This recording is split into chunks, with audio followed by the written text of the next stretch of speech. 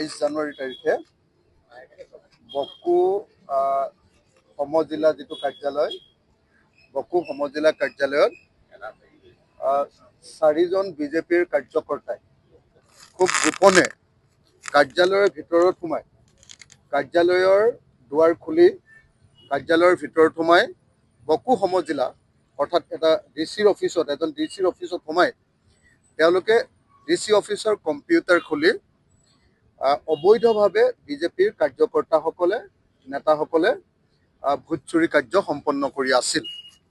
সেই কথা তাৰ স্থানীয় মানুহে গম পায়। স্থানীয় মানুহে আমাকো খবৰ দিছিলে আৰু সাংবাদিকসকলকো খবৰ দিছিলে। সাংবাদিকসকলে যেতিয়া গৈছিলে ঠিক 8:30 ৰাতি 8:30 22 জানুৱাৰী তাৰিখৰ দিনা সাংবাদিকসকলে গৈ ভিতৰত দেখিছিলে যে 4জন মানুহে ভোট চুৰি কাৰ্য সমাপন কৰি আছিলে। তেওঁলোক হ'ল প্ৰহ্লাদ বিশ্বাস, তেওঁ general secretary south Kamrup district BJP আৰু তেখেত নিজে চমৰীয়া ব্লকৰ জিলা পৰিষদৰ সদস্য। দ্বিতীয়তে Shri Minmoy Boro, secretary south Kamrup district BJP. তৃতীয়তে Budheswar Rabha, general secretary south Kamrup district ST Morcha BJP. আৰু চতুৰ্থতে মৃদুল তালুকদাৰ হ'ল ৰাজু মেছ নামৰ যিজন এইবাৰ বকো অঞ্চলৰ যিজন প্ৰাৰ্থিত্ব প্ৰত্যাশী, সেই ৰাজু মেছ নামৰ নন্দিনী গেছ এজেঞ্চিৰ মালিকৰ তেওঁ কম্পিউটাৰত কাম কৰা মানুহ।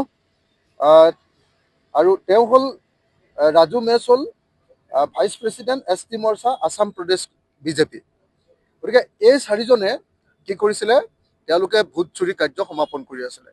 সেইকাৰণে এই 4জন মানুহ প্ৰহ্লাদ বিশ্বাস, মৃন্ময় বড়ো, বুদ্ধেশ্বৰ ৰাভা আৰু মৃদুল তালুকদাৰ, এই 4জন আৰু লগতে এই গোটেই কাৰবাৰটোত সহায় কৰি দিছে বকো জিলা যিজন আয়ুক্ত প্ৰিয়াংশু ভৰদ্বাজ আৰু কামৰূপ জিলাৰ গ্ৰাম্যৰ যিজন ৰুৰেল বুলি নকয় আৰু কামৰূপ জিলা বুলিয়ে কয়, কামৰূপ জিলাৰ যিজন আয়ুক্ত দেৱকুমাৰ মিশ্ৰ, তেওঁৰ ওপৰতো এই এজাহাৰ দাখিল কৰা হৈছে।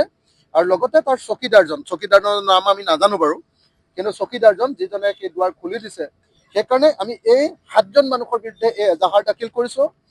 ইতিমধ্যে যোৰহাট থানাত আমি ইতিমধ্যে গোচৰ তৰিছোঁ। তেওঁলোকে আমাক ইয়াত ৰিচিভ কৰি দিছে, কেছটো আমাক ৰিচিভ কৰি দিছে আৰু ৰিচিভ কৰি দি এখন অতি সোনকালে ৰেজিষ্টাৰ কৰিবৰ কাৰণে আমি অনুৰোধ জনাইছোঁ। আপুনি বিচৰা বাতৰি পাব কেৱল নিউজ 18 এপত। নিউজ 18 এপ ডাউনলোড কৰিবলৈ স্কেন কৰক এই QR কোড। গুগল প্লে ষ্টৰতো পাব এই নিউজ 18 এপ।